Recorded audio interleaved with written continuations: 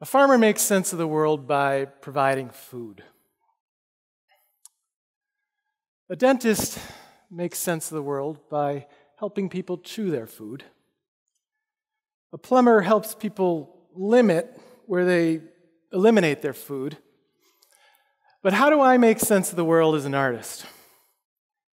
My quick story is I'm paid to pay attention. Really, I'm paid to listen, but I don't come by it naturally. I'm often interrupting people. Maybe you can relate. I crave attention, so thanks for being here. But 20 years into my career, or 20 years ago when I began my career in the arts, I didn't have that kind of self-awareness. So I knew I had to make a living somehow. And like a good farmer grows food, I decided to make pottery that could hold food. And then if I could sell it, I would have it made. So I start by making a lot of cups and bowls, sometimes up to 200 of them in a day. And one day, one afternoon, after throwing many of them, I am nursing my carpal tunnel and looking at all of them and thinking, what are all these really worth? And so as a way of finding out, I make 101 vases that graduate in size from 1 inch all the way up to 20 inches, which did not help my wrist. But on a hunch, I priced the first one at $1,000, and then I decreased the price in $10 increments all the way up the line until the final one at the end is free. And the only one I sell is the free one. Thank you. No, it's free. Go ahead. And finally, or suddenly, I'm finding that making pottery isn't helping me make as much sense of the world as I'd hoped. And first, I thought, well, maybe this is a creative problem. If I can't make sense, maybe the cups can't make sense. Maybe the cups are too naive to know how to hold anything at all. Or maybe this cup is the prehistoric equivalent of a bad cell phone. Doesn't work, but you can take it anywhere. And what if in 5,000 years, someone unearthed these big jugs? What would they learn about us if I made something so big and of questionable utility, populated with nude suburban burnouts drinking beers in their lawn chairs? I'm getting pretty into myself here, and I make a little platter that has a bird in the middle where you could go to cry, surrounded by traffic and buildings where you might cry after a traffic jam. And then bam, 9/11 happens. And the world makes no sense at all. And it's not ironic. And as a way of grieving, I look into our history, and I decide to make these memorial platters about the Japanese children that are evacuated and put into internment camps from my Seattle neighborhood in 1942. From my studio, in fact, which was Yoshio's Cleaners, and in 1943 became Crane's Cleaners. These are bowls hanging on the wall now. They don't hold food at all. I abandoned making things that hold food altogether. 10 years into my career, I cast repeatedly a connectable form that helps present the interconnectivity of our spirit. But at the opening, I'm holding it, and I realize I've stripped my work down to the bone. At the height of my career, I'd hit bottom. I didn't know how to make sense of the world through art at all. And so I become a janitor at my pottery studio where I teach. And now, my parents had never said, you should make more useful things out of your life, but I'm beginning to wish they had. Because unlike farmers or plumbers or dentists, my work didn't seem to really solve any problems. It just pointed at them. And all my ideas began to fall flat. And I got one useful piece of advice, which was to stop. You're stuck. Make some space for something different. And for a while, space was about all I could make. And I took the advice. And I pulled my work out of stores and galleries. I sold everything except my favorites at a studio sale. And I did what any white middle-class American male does in a spiritual crisis. I went to graduate school. To dig a little bit deeper, I married a writer, a poet. Yes, we were a poet and a potter destined for great wealth. But being surrounded by her community of writers, I also fell in love with stories. And in school, I made anything that I could tell a story with. So animations, and blogs, and comics, and music, theater, performance, and I helped create my first child. I did not create income. And that space I'd made, people started to fill it, and I started to panic. No income, no free time.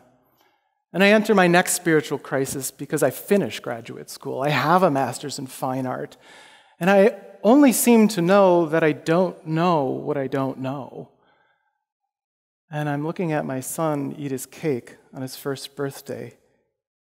Cake, mouth, good.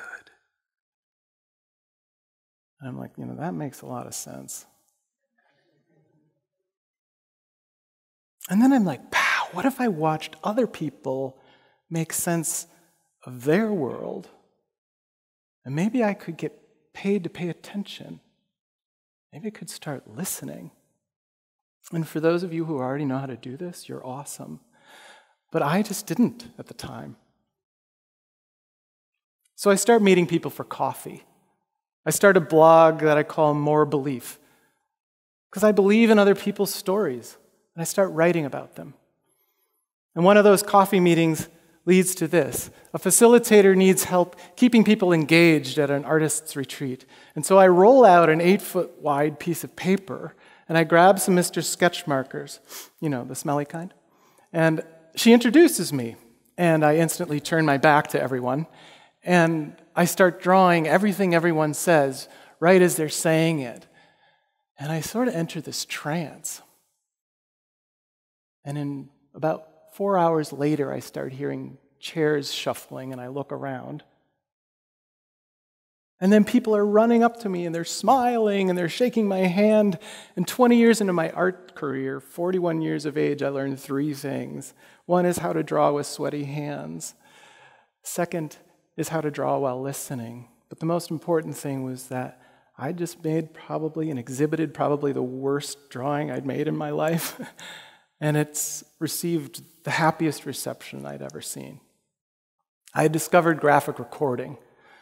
And I find that even though people talk pretty fast while they're excited, I was able to make these look half decent. And so I volunteer for Giant Steps, a conference where artists and entrepreneurs make up their careers. So I fit right in. And I started to get some clients. And at this event, I slow down drawing even more because I do the math. If pictures really are worth 1,000 words, well, then I can expect a little verbal padding before someone stops and says, so what I really mean is, and that's when I draw. See, my own creative ideas had begun to lose their pull. So at these events, creative ideas were everywhere, and I just got out of the way, and I could make art again. And a woman came up to me at this event, and she says, I'd never felt so heard or understood in all my years in city politics. And she was kind of choked up. And this is in Eau Claire, Wisconsin. They're just trying to bring more visitors to their part of the world. And I say to her, I don't understand. You do. And so I keep meeting amazing people. Like this woman, Marie, up in the clubhouse there. She's facilitating a conference in Iowa to bring a 1950s brand, the Rotary Club, out of the 1950s. And we did it.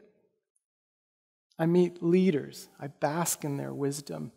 Leadership isn't people that know how to make sense of the world always, but they keep going. I admire that. I learn how to scale a company in that context.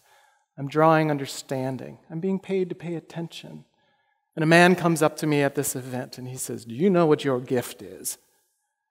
And I say, drawing? And he says, space. You understand how it feels in here. Not just the words that come out of people's mouths, but how everything fits together. And I go, cool. But a little while later, I invite 3 people to join my company, including a science writer and an aspiring space engineer. And we call it a storytelling company, and we make it a mission to make space for change. We make it a space mission. And we're, within a year, working for national corporations like NutriBlend, telling their story of how they're making a drive to save hungry children. And we start training graphic recorders. And we expand to include animation and content strategy for brands as varied as BASF, trying to tell a story about how they're using data to save billions of dollars of waste in their supply chain. Or NatureWorks, right here in Minnetonka, Minnesota, converting greenhouse gases into biodegradable plastics. In the St. Paul Public Schools, how youth and mentors can work together more democratically. And while I used to be envious of farmers for having such a clear way of serving the world, now I get to work with Land O'Lakes and help farmers understand how to get a little more food out of a seed, out of a square foot of soil, out of a bucket of water. And I'm helping 3M work with a global council of dentists so children can stop skipping school all over the world because of toothaches. And if you know any plumbers that need some drawings of their ideas, let me know. I have my cake today, and I can eat it too, though I have to share it with my 8-year-old and now a 3-year-old. But I get to draw cartoons every day. And it may seem small, but drawing cartoons is a way to bring joy to really intense amounts of chaos. And that helps me. And all the drawings you've seen weren't made for this talk. They were first made for someone else. Listening to someone else discuss how they make sense of their world, demonstrating to me that the work that serves me the most is the work I do for others. And more belief makes space for change like I had to make, to become more curious. And when we meet people like business leaders or even our neighbors, we're meeting them at a point of crisis or burnout. And we offer them 3 things. When we roll out a canvas or when we start scripting an animation, we ask them to make some space for change and to become curious in that space. And to share that space, even if it's uncomfortable, who you're sharing it with. In fact, ideally, the person you're sharing it with is somebody you might have conflict with, because that's when you become most creative. And then show your work to each other. Be exposed. It's a safe space for that to happen. You're part of a lineage of people that have influenced you and who you will influence, and don't cut that off. And really, farmers aren't the only ones who grow food. And dentists aren't the only ones who clean teeth. And artists aren't the only ones who are visionary. And if we can't make sense of the world, we can still do something. We can begin to listen to each other. We can listen to each other, and not just the people we want to listen to. Listen to people you don't want to listen to. That helps you become more creative and curious. And maybe we can stop being scared of each other. And we can give each other hope. Thanks for giving me hope.